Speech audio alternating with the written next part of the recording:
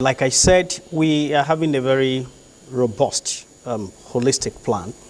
And the government, under the leadership of the present administration, is so committed to ensuring that we mitigate some of these very devastating natural disasters.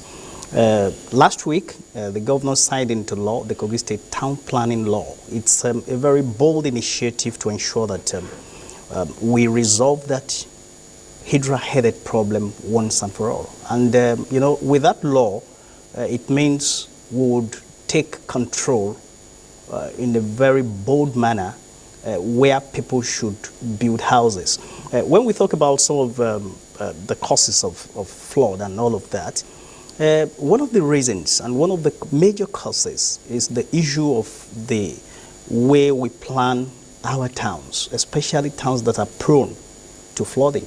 And Kogi State happens to be the hotbed of what I'll call the wet point of flooding in Nigeria because of the confluence of rivers Niger and Benue. And what we are trying to do right now, it's very difficult.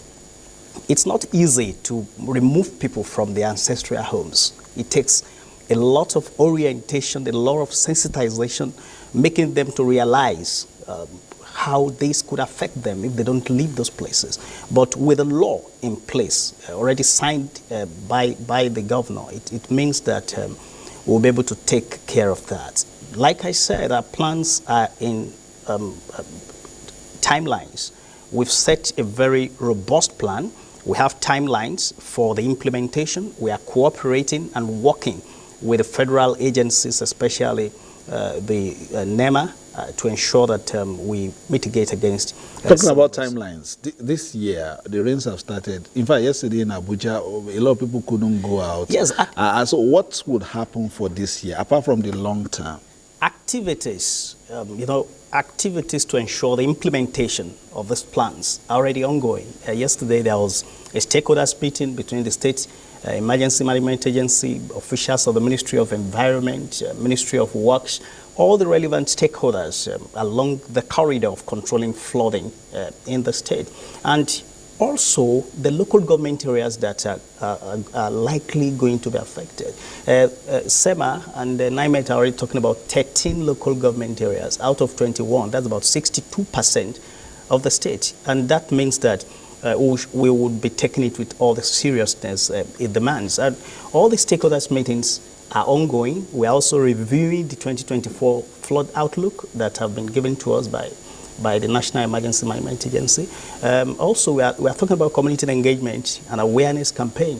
That has already started. It is the responsibility of my ministry to ensure that we produce these chinguis, multilingual. It's not about people who don't understand English language will understand their local dialects. So those messages are multilingual so that we can talk to them about the things they need to do. There are some little things that when you do them, you reduce the impact. That's like what the expert talked about.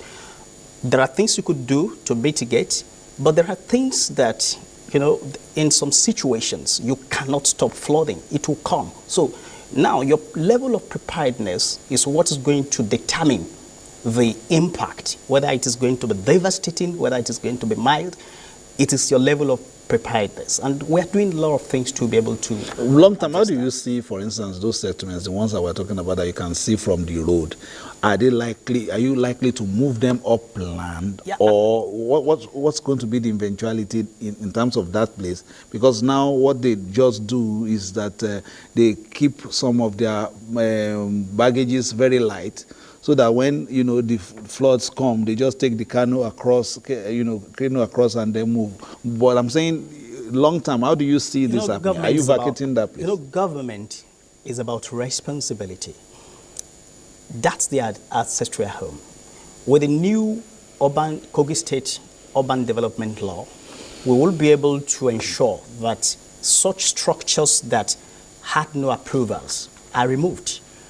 Definitely those will be removed. But the state government is having a plan to be able to give small settlements to those people. You cannot just remove them from that place and not have a plan of where you are taking them to. That's exactly one of the things that we are doing at the moment.